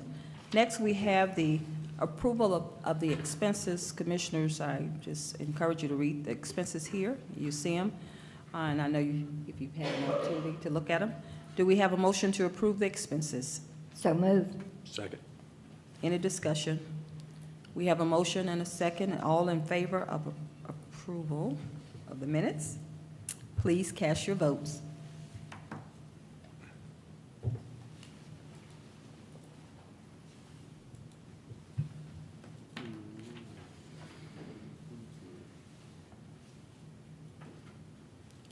All votes have been cast, and the results, and it's a 5-0 unanimous vote for the approval of the expenses. Next, we have our announcements, and our announcements will be rendered by our Communications Department. Our Communication and Media Specialist, Lena Hardy, will be providing those announcements tonight. Good evening. Good evening, Lena. There are 3 announcements tonight. First, the Woody Fight Senior Center Annual Art Expo will take place on Saturday, February 24th from 10 a.m. to 2 p.m. A variety of artwork will be on display, and many of these items will be on sale for that day. Light refreshments will be served, and this event is open to the public. This event is free. The address to the center is 8750 Doors Road. For more information, you can contact Autumn Bridgers at 678-626-5630 or email at abridgers@co.douglas.ga.us. Next, a Black History exhibit and reception will be featured at the Douglas County Courthouse on Tuesday, February 27th in honor of Black History Month at 6:30 p.m. It will be on the 3rd floor art gallery area of the courthouse. There will be a special ceremony for members of the Tuskegee Airmen who will be in attendance. For more information, you can contact Tiffany Stewart Stanley at 770-920-7436 or email her at tstewartstanley@co.douglas.ga.us. And last but not least, there will be a community behavioral health engagement session on teen dating violence and boost self-esteem on Wednesday, February 28th from 6 p.m. to 7 p.m. The event is happening at Citizens Hall in the Douglas County Courthouse with Dr. Felicia Berry Mitchell. This event is brought to you by the Douglas County Department of External Affairs through the Douglas County Board of Commissioners, 2018 Public Engagement Series. For more information, contact Tiffany Stewart Stanley, again at 770-920-7436, or email her at tstewartstanley@co.douglas.ga.us. Thank you, Lena. Thank you. We appreciate that. Any other announcements from the Board of Commissioners? Okay. With that being said, again, thank you for participating in local government, and this meeting is adjourned.